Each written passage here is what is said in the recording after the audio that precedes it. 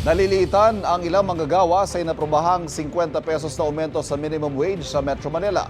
Hirit naman ng National Wages and Productivity Commission, kailangan talagang balansihin para hindi sumubay ang pagtaas ng presyo ng mga bilihin. May unang balita si Rafi Tima.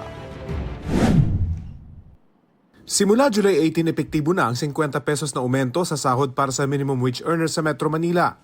Ang dagdag sahod mangyayari isang taon matapos ang huling aumento sa Metro Manila na 35 pesos. Ang service crew na si Louie, natawa na lang sa aumento, lalo pat umasa siya sa 100 pisong aumento na panukala sa Senado. Dagdag pagkain lang yun, sir. Pero pang gastos sa araw-araw, parang hindi kakayanin pa rin yun, sir. Kung aprobahan nila yung 100, baka pwede pa yun, sir. Wala pang sariling pamilya si Louie, pero siya ang nagtataguyod para sa kanyang may sakit na ama at inang nag-aalaga rito. Pero pasalamat na rin daw siya sa dagdag ng 50. Ikaw ba umaasa ka sa mga kongresista na ibalik pa rin, ituloy nila yung legislated na at least 100 o 200? Hindi na ako maasa dun, sir. Yung 50 pa nga lang, sir, hirap na silang aprobahan eh. 100 pa kaya, sir.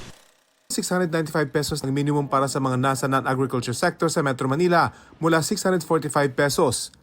Para naman sa agriculture sector, service and retail establishments na 15 pababa ang bilang ng empleyado at manufacturing establishments na walang 10 ang bilang ng empleyado, magiging 658 pesos ang sahod mula sa kasalukuyang 608 pesos.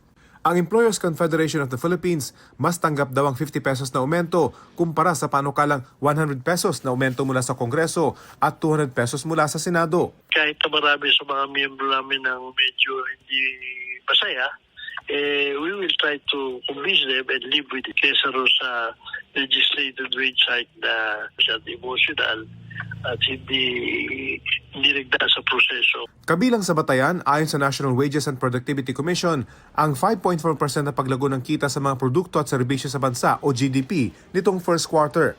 Ang pagbagal nila ng pagmahal ng mga bilihin sa Metro Manila na nasa 1.7% noong Mayo at unemployment rate na nasa 5.1% naman noong Abril.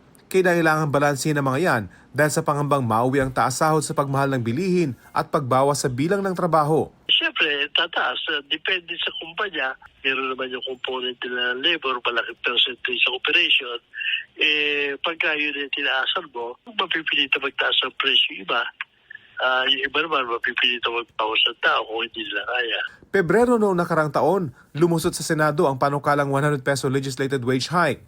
Ang bersyon ng Kamara naipasa noong June 4. Pero patapos na ang 19th Congress nang maipadala ito sa Senado. Bago matapos ang sesyon, hinikayat ng Senado ang Kamara na i-adapt na lang ang kanilang bersyon. Pero ang Kamara nanawagang i-convene ang Bicameral Conference Committee para pag-isahin ang magkaibang bersyon. Sa huli, natapos ang 19th Congress nang hindi na i-reconcile ng Kongreso ang panukala na dapat sanay unang legislated wage hike sa loob ng halos 4 na dekada.